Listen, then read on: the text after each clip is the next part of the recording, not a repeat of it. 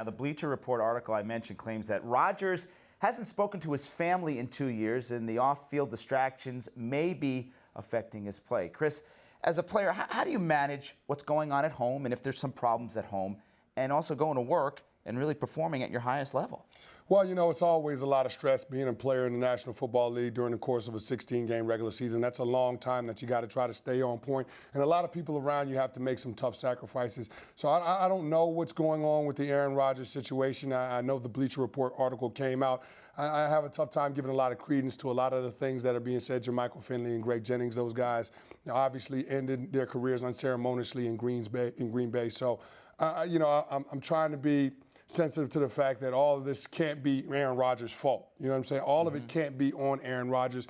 The guys guided this franchise to a world championship. They played in 2 Super Bowls under his era. So he's a good football player. They're just going through a rough patch right now. But certainly when you have off-field issues with your family and your personal life, they definitely can impact your performance on the field. But I don't know that we're seeing that with number 12. You're taking it with a grain of salt. Let's take Jermichael Finley. You mentioned him. Some of the things he said here, choice comments, really stating that Rodgers is not a leader.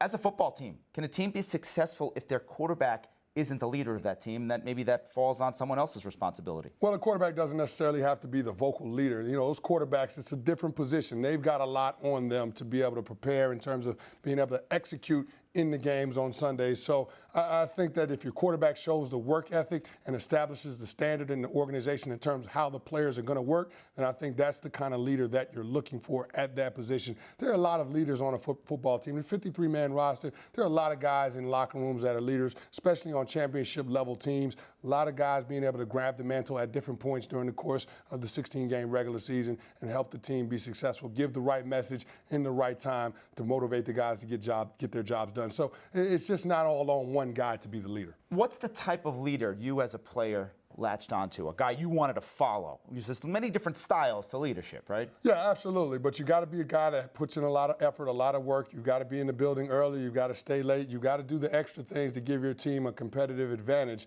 But you also got to be a guy that's willing to be accountable for his performance on the field. If you're not getting it done, if you have a bad game, you've got to be the first to step up and say, hey, guys, I've got to be better. You've got to take all of the blame. You distribute, you share the credit, and you take all the blame. That's the thing about being a leader in the National Football League. I think that the guys that do it best are able to do that. One of the other qualities that you want from your leaders in the locker room is a guy that understands the vision of the head coach and the coaching staff, and he's able to share that message with the rest of the guys in the locker room. When you get everybody on the same page in the organization, the locker room, the coaching staff, the front office, that's when you're able to catch that lightning in the bottle and have success. The really, really good teams, the really great organizations can do that consistently.